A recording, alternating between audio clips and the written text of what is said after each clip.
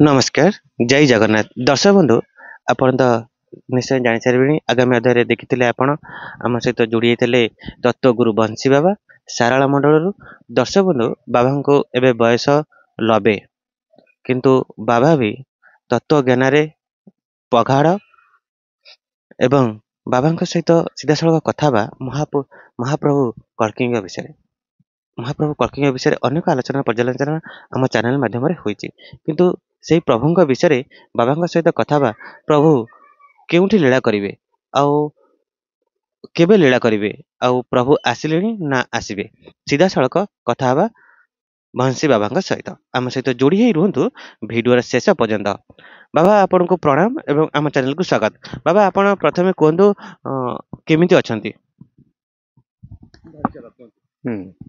कि मु केमती अच्छी हम तो लगे पाखापाखि है मु तो दुर्बल वर्तमान बयस हो गला एज किंतु मोर कह कथा आमर जो गहण दलर जो लीला करुँच ना हूँ क्षीर नदी तट से जन्म होती ईश्वर नगर आउ सी वर्तमान अच्छी कौन सी तो 2-3 वर्ष है आमर मेलापेला होनी आमर हूँ गहण दल आउ ना हूँ राजा नरसिंह देव किंतु सी नामटा आम जानूँ जे बलदेव हे राजा कानू परिचार बसिव सुधन जाजपुर सी भी केतेटा मेला ये करदे 5 वर्ष 10 वर्ष पूर्व सुधन सभा किंतु आमे भी जोग देइथिलु ओडिशा रे अनेक जगह जाजपुर होता मेला आउ पुरी भी मेला होता उद्योगपटे आमर उदंगर मेला होता आंबिकी मेला होता कटक जो गड़गड़िया घाटे भी मेला होता आठ भी अनंत लीला होता किला पड़िया आपर निराकारपुर आमर नड़िया सागर मेला होता आम सब देखुचु जानूचु आबे आमर जो गहण दल ना हूँ गहण दल राजा नरसिंह देव किंतु से तो जहाँ लिखी शिवकल्प आम से कथाटा सबुआड़े जनाऊँ जे अभय पंदर महिमा मंदर कलना किए करि पारी पुटी कल्पे ब्रह्मा चिन्ही न पारिले आसीबे से मर्त्यपुरी अखिल ब्रह्मांड तारक कारक हेबे दिज घरे जात विरोधा मंडल अवतरी थे विष्णु अंश हेबे जात तेबे जे विरोधा मंडल जे अवतरी थे विष्णु अंश हेबे जात तेबे से 3 भाग विभक्त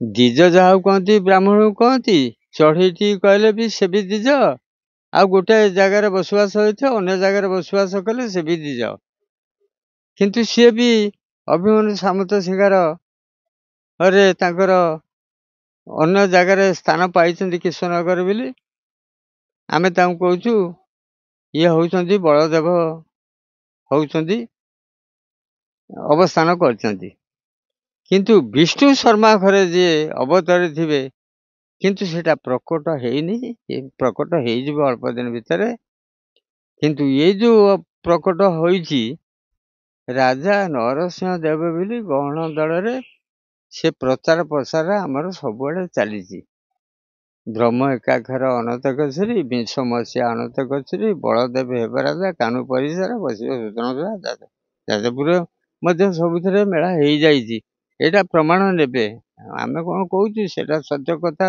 सबुआड़े प्रचार प्रसार चली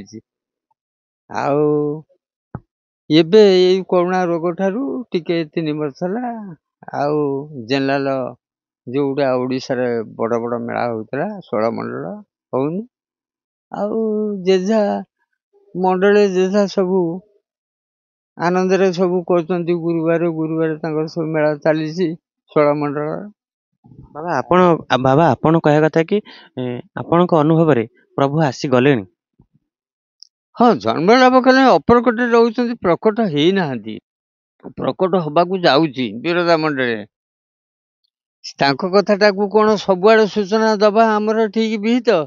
ଆମେ ସିଏ ଯିଏ ପୁରା ବ୍ରହ୍ମା ହେଇଥିବେ ସିଏ ସତ୍ୟ ଯୁଗ ହବ, ସେତେବେଳେ ପ୍ରକାଶ ପାଇବ। ଏବେ ଆଗରୁ ଆମେ ତାଙ୍କ କଥାଟା ପରିପ୍ରକାଶ କରିବାଟା ଠିକ ନୁହେଁ। ପ୍ରକଟ ଅପ୍ରକଟ ଦୁଇଟି ବିଧାନ। ଅପ୍ରକଟ ଯୋଉ ବାବୁ ସେଉ ଭଗବାନ। ଅପ୍ରକଟ ହିସାବରେ କଣ ସବୁ ଯୁଗେ ଯୁଗେ ପ୍ରଭୁ ତାଙ୍କୁ ହଠାତ୍ ଚିହ୍ନି ପାରୁଥିଲେ? ହିରଣ୍ୟକୁ ବଧ କଲେ, ସେ କଣ ପ୍ରକଟ ହେଇଥିଲେ? ହଠାତ୍ ନିବେଦନ କରିବାରୁ ପ୍ରହ୍ଲାଦ ଭକ୍ତ ତାକୁ ଜଳରେ, ତାକୁ ମଣିଷ କଣ୍ଟରେ ଧୋବ ପକେଇ, ବହୁତ କଳିରେ ପକେଇ ବହୁତ କି ନିର୍ଯାତନା ଦେବାରୁ ପ୍ରଭୁ ଡାକିବାରୁ ପ୍ରଭୁ ପ୍ରକଟ ହେଇଗଲେ। ଯେ ପ୍ରହ୍ଲାଦ ପିତା ସେ ଯେ ବଡ ଦୁଷ୍ଟ ଜଣେ, ସ୍ତମ୍ଭରୁ ବାହାରି ତାକୁ ବିଦାରିଲେ। ଆପଣ ସ୍ତମ୍ଭରୁ ହଠାତ୍ ବାହାରିଲେ, ବିଧାନ କଲେ। ରାମଚନ୍ଦ୍ର ପ୍ରଥମେ ଅଯୋଧ୍ୟା ପରେ ଜନ୍ମ ଲାଭ କରିକିରି ତାଙ୍କ ଘରଣୀକି ମଧ୍ୟ ନେଇଗଲା ରାବଣ। କେତେ ବଡ କଥା ଏ! ହଁ, ତାପରେ ଶେଷରେ ଜାଣିଲେ ଯେ ପ୍ରଭୁ ଜନ୍ମ ହେଇଛନ୍ତି। ଦ୍ୱାପର ଯୁଗରେ ସେ ଜନ୍ମ ହଉ ହଉ ସେ ଯାଇକିରି ସ୍ଥାନାନ୍ତରିତ ହେଇକିରି ମଥୁରା ଜନ୍ମ ହେଇଥିଲେ। ସେ ଗୋପରେ ଲୀଳା କଲେ, ତାକୁ କଣ ସମସ୍ତେ ଜାଣିଲେ? ଶେଷରେ ଏତେ ଶିଶୁଟା ହେଇକିରି ଶକଟାସୁର, ତୃଣାସୁର, ପୂତନା, ଅମକ ଏତେ ମାରିଲେ କିପରି? ନା ପ୍ରଭୁଙ୍କର ଜାଣିଲେ ଯେ ଏମିତି ପ୍ରଭୁ ଲୀଳା କରିବେ, ସଂସାରରେ ଏମିତି ସବୁ କାର୍ଯ୍ୟ କଲେ, ତାକୁ ଜାଣିଲେ ଶେଷରେ ଭଗବାନ ଆସିଛନ୍ତି। ଆଉ ସେଟା ଦିଟା ଅଛି, ପ୍ରକଟ ଅପ୍ରକଟ ଦୁଇଟି ବିଧାନ। ଅପ୍ରକଟ ଯୋଉ ବାବୁ ସେଉ ଭଗବାନ। ଏଇଟା ଅପ୍ରକଟ କଥାଟା। ପ୍ରକଟ ହେଲେ ମଧ୍ୟ ଯୋଉ ସାଧୁସନ୍ଥ ବର୍ତ୍ତମାନ ଅଛନ୍ତି, ସିଏ ପ୍ରଚାର ପ୍ରସାର କଣ କରିବାକୁ ହଠାତ୍ କିଏ କହିଦେବେ? ଏ ପର୍ଯ୍ୟନ୍ତ କେହି କହିନାହାନ୍ତି। ଆଉ କିନ୍ତୁ ନିଜକୁ ନିଜେ ଆପଣ ଅନୁଭବ ସବୁ କରିବେ। ଯିଏ ପ୍ରକୃତ ଭକ୍ତ ହେଇଥିବ ସେ ଜାଣିପାରିବ, ଶୟନରେ ଜାଣିପାରିବ, ଆଉ ସଦା ସମୟରେ ସେ ଜାଣିପାରିବ। ସେତେ ଲେଖିଛନ୍ତି ଯେ ଜୟ ନାରାୟଣ ହେ ଦୀନବନ୍ଧୁ, କଳୁଷ ନାଶନ କଞ୍ଜଲୋଚନ, ଦୟାମୟ ହରି ଗୋଲେକ ବିହାରୀ, ପାପ ତାପହାରୀ କମଳା ରଞ୍ଜନ। ଜୟ ନାରାୟଣ ହେ ଦୀନବନ୍ଧୁ, କଳୁଷ ନାଶନ କଞ୍ଜଲୋଚନ,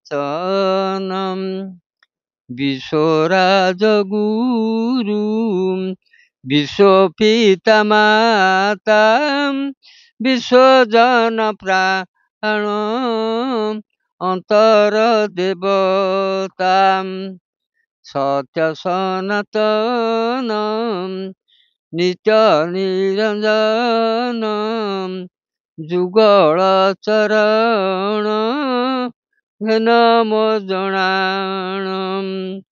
ଜୟ ନାରାୟଣ ହେ ଦୀନବନ୍ଧୁ, କଳୁଷ ନାଶନ କଞ୍ଜଲୋଚନ, ଶୟନେ ସ୍ୱପନେ ନିଶି ଜାଗରଣେ, ସୁଖେ ଦୁଃଖେ ସଦା ଜୀବନେ ମରଣେ, ଦିବସ ସର୍ବରି ତବ ନାମ ସ୍ମରି, ତରି ଯାଉ ପ୍ରଭୁ ହେ ଅଙ୍କିଚନ।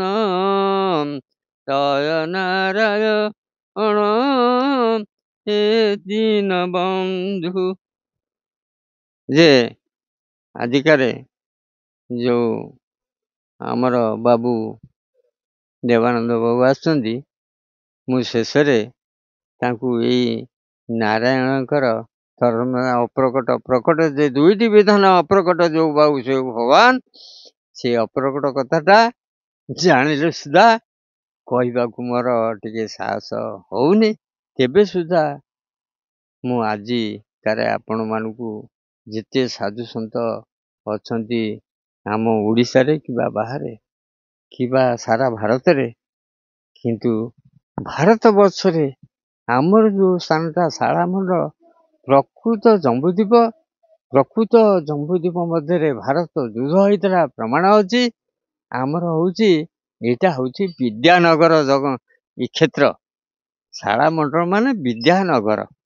ଏତିକି କହିବି ମୁଁ ଆଜିକାର ଗନ୍ତବ୍ୟ ଶେଷ କରୁଛି। ବାବା, ଆପଣଙ୍କ ବୟସର ସାଧୁ କମ ଅଛନ୍ତି। ବାବା ଆପଣଙ୍କୁ 90 ବର୍ଷ ହେଲାଣି। ବାବା, ଅନେକ ଆଲୋଚନା ପର୍ଯ୍ୟାଲୋଚନା ହଉଛି। ଅନେକ ସାଧୁ ସନ୍ଥ କହୁଛନ୍ତି ପ୍ରଭୁ ଜନ୍ମ ହୋଇ ସାରିଲେଣି, ପ୍ରଭୁ ଜନ୍ମ ହୋଇନାହାନ୍ତି, ପ୍ରଭୁ ଶିଶୁ ଅବସ୍ଥାରେ ଅଛନ୍ତି। ପ୍ରଭୁଙ୍କୁ 17 ବର୍ଷ, ପ୍ରଭୁଙ୍କୁ 17 ବର୍ଷ। ଆମେ ତାଙ୍କର ନିଜର ଲୋକ, ସେ କହୁଛି ଯାହାକି ଅପ୍ରକଟ କଥାଟାକୁ ରଖ, କିନ୍ତୁ ଆସି ଗଲେଣି ମଧ୍ୟ, ଜନ୍ମ ହେଇଗଲେ ମଧ୍ୟ ସେଇଟା ସବୁଆଡ଼କୁ ଡିକ୍ଲେୟାର କରିବା ଘର କଳି ବର୍ତ୍ତମାନ ଚାଲିଛି। ସେଇଥିପାଇଁ ଆମେ ବ୍ରେକ୍ କରିକି ଟିକେ ରହିଯାଇଛି। କିନ୍ତୁ ପ୍ରକଟ ହବ ଅଳ୍ପ ଦିନ ଭିତରେ, ନହବ କଥା ନାହିଁ। ପ୍ରଭୁ ଆସିବେ।